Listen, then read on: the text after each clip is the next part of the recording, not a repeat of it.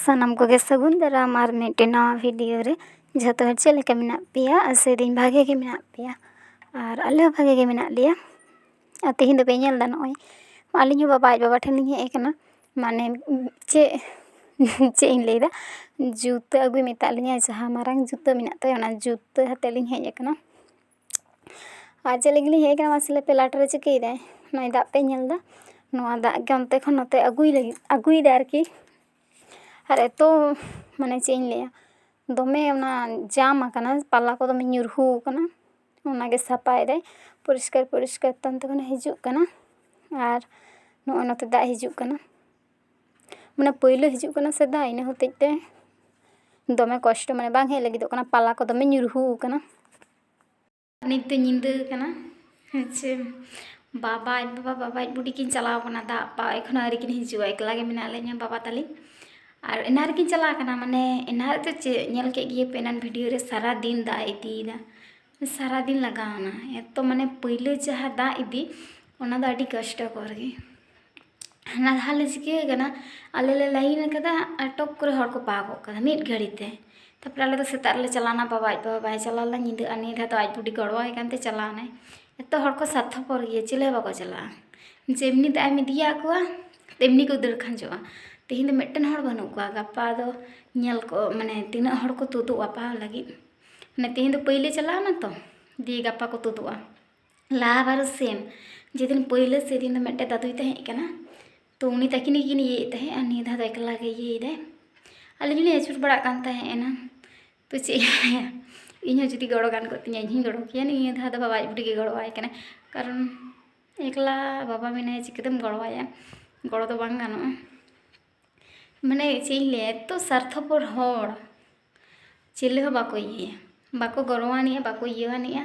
और लहारा एकदम बोलो लगी को छटपटोआ तीरे दा इन्यामा तीरे बांग ओनकान हर मेना को आतो रे दो माने किछु किछु झतो हर दो बांग जे झतो हर को स्वार्थपर गे ओनका दो बांग किछु किछु हिसाब मेना को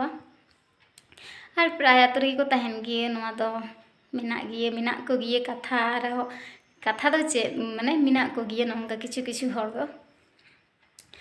और इन दाकाñ जम कदा माने एकला गेलिñ बुझदा एकला बुझ कते हो कोनो करे किछु एकला ताहे हुआ परका हुआ चे चिका माने चे लिया उनका काजे बाजे हानते नाते चलाव तो हुआ है बा और बाबा दे जापी केदा तेहिन निदा तोरा जापी केदा जेदिन ना खान जापी बा सने से 10टा बजे बा जापीदा निदा ना खाना बेंगेदा तेहिन जापी कदा इनारे जापी केदा मार्शल रगी आलिलिñ चलालना हाने एनान बाबा ठेन मार्शल रे उना खन हे पड़े दमे खेल कदा हारे जापी कदा और इन दो दाकाñ जम केदा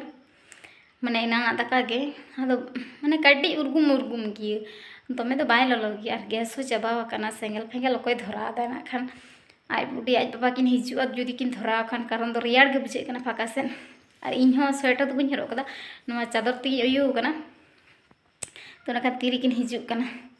और 1 घंटा गान जानी लगा तकिना इन दो बइन जापी हताड़ा कारण आले ठेन गोटा लिñ हुड़कना कदा माने सेता होते ते तो सेता तीरे चो ना खान को बोलोना और टावर गे फोन इन दो कतिña आले ठेन दो एकदम टावर गे बाय ᱧᱟᱢᱟ एतो बाजे जायगा कान ताले टावर गे कटी जो बाय ᱧᱟᱢᱟ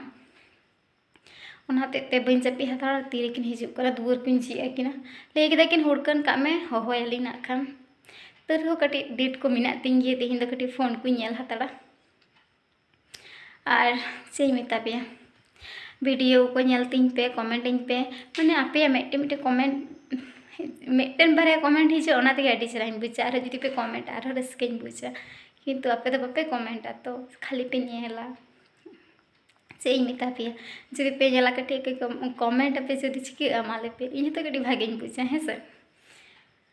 से मेता पे बापे कमेंट खान आपे बेपार इन ती मेता पे कमेंट पे माने कटी इन हो भागेñ बुझ किया है से चलेका तो जाई बात का पे और चले वीडियो दो नोड़गी मुचाद जुदी पे कुसियातिña लाइक शेयर सब्सक्राइब के दिन पे और सागुन निंदा जतो हर के तीरे किन हिजुग कना ना खान अपेक्षा रिन तहन कना अपेक्षा तो हुयोगी है बा निंदा कना से और आले ठेन विशेष कर टावर ता पे माने कटी बाय ᱧᱟᱢᱟ नेटवर्क इन होते और फोन रो बेसी चार्ज बानु तिña तो उनका फोन नेल हताड़ लेगी 3 घड़ी बांचावे तहन कान तिña फोन उन घड़ी